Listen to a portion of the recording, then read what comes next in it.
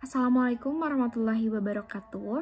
Kepada yang terhormat Ibu Eriska Ginalita Dwi Putri, SHMH, selaku dosen pengampu mata kuliah Alternatif Penyelesaian Sengketa. Perkenalkan, nama saya Selvi Oktaviani. Saya mahasiswa semester 5 dari program Studi Ilmu Hukum Fakultas Hukum Universitas Muhammadiyah Sukabumi. Dengan adanya video ini adalah untuk memenuhi nilai ujian akhir semester pada mata kuliah Alternatif Penyelesaian Sengketa. Video ini saya akan membahas mengenai bagaimana sih cara pandang Islam terhadap alternatif penyelesaian sengketa. Nah, APS dalam ajaran Islam itu disebut dengan istilah al-islah atau al-sulh. Terjemahan islah dapat juga diartikan sebagai perbuatan terpuji dalam kaitannya terhadap perilaku manusia. Secara etimologi, islah dapat diartikan memutus perselisihan. Adapun secara terminologi dapat diartikan sebagai kontrak kesepakatan yang dibuat untuk menyelesaikan persengketaan. Menurut mazhab Hambali, islah diartikan sebagai sebuah kontrak kesepakatan yang berfungsi sebagai media untuk mencapai perdamaian antara dua kelompok yang berselisih. Umumnya hal ini tidaklah terwujud kecuali bila penggugat mampu bersikap sopan hingga tercapainya tujuan. Lalu dalam beberapa ahli fikih memberikan definisi yang hampir sama meskipun dalam redaksi yang berbeda. Artinya bahwa memutus suatu persengketaan dalam penerapan yang dapat dipahami adalah suatu akad yang dengan maksud untuk mengakhiri suatu persengketaan antara dua belah pihak yang saling bersengketa yang berakhir dengan perdamaian dan tidak merugikan salah satu pihak. Itu disebut dengan win-win solution. Artinya bahwa win-win solution itu adalah sesuatu atau penyelesaian tidak ada yang menang dan kalah, tapi sama-sama menang gitu, sama-sama mencapai tujuannya gitu. Selanjutnya dalam Islam, hukum islah juga dipandang sebagai suatu yang disunahkan dan tidak mengapa seorang hakim menasehatkan kepada kedua belah pihak itu untuk berseteru itu untuk berdamai dulu. Seperti ini ya. Kemarin itu baru saja gitu melaksanakan kuliah lapangan di pengadilan agama, tapi sebelumnya juga pernah melakukan kuliah lapangan di pengadilan negeri. Namun yang menjadi titik fokus itu di pengadilan negeri maupun di pengadilan agama gitu. Ketika ada masalah yang berkaitan dengan perdata gitu ya, apalagi di pengadilan agama, itu menerapkan hakim tuh selalu berkata pada sidang pertama, apakah ini akan diselesaikan dulu, dibicarakan dulu, apakah sebelumnya ada musyawarah keluarga, yang artinya memang gitu ya, hukum agama Islam di Indonesia itu kan mengacu kepada Al-Quran dan Al-Hadis. Artinya selalu menginginkan perdamaian gitu, selalu ingin menginginkan win-win solution itu gitu. Ketika ada persengketaan atau perselisihan, hakim tentu saja bukan hanya memutuskan, tapi hakim itu memberikan jalan gitu. Ketika ada permasalahan itu, bagaimana caranya?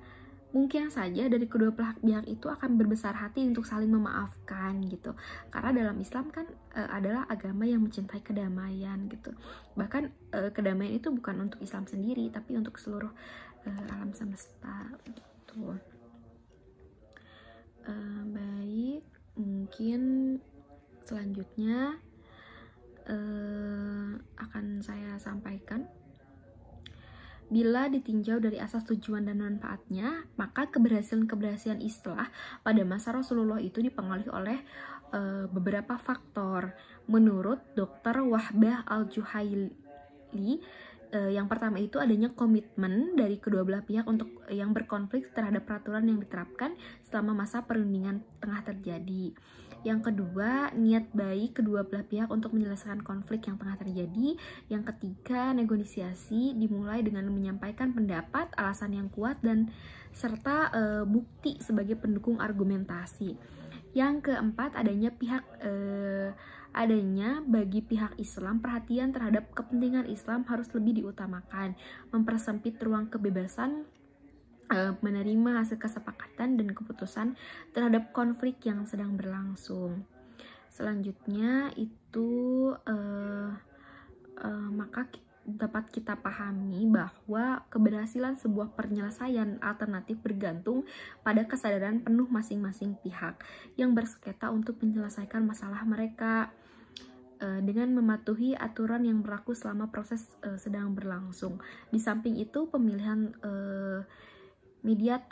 mediator yang tepat sangat berpengaruh terhadap cepat dan adilnya hasil yang tercapai dalam proses penyelesaian.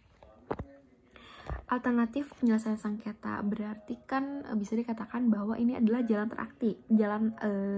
alternatif, jalan potongnya gitu untuk suatu permasalahan itu bisa dibawa ke jalur hukum. Namun sebelum itu, jika masalah itu bisa menggunakan metode alternatif penyelesaian sengketa dengan contohnya mediasi, konsiliasi,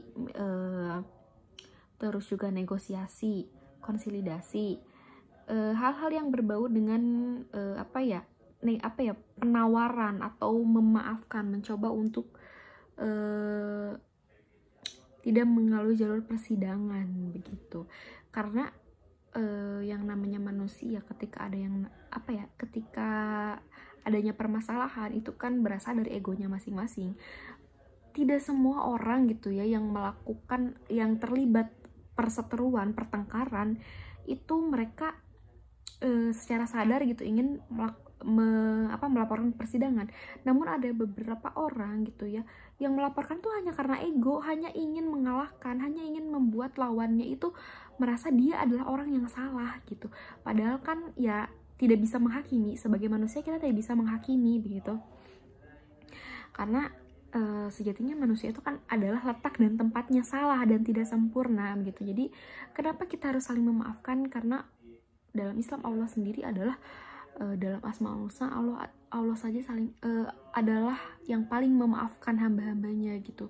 Jadi kenapa manusia yang berseteru itu tidak memaafkan, malah ingin saling menyerang atau adanya timbal balik yang buruk gitu. Sedangkan kan alternatif penyelesaian sengketa di sini itu mengacu kepada bahwa adanya win-win solution itu sebagai bentuk bahwa alternatif penyelesaian sengketa itu ramah gitu. Artinya ramah itu ingin berdamai gitu, ingin mencapai kesepakatan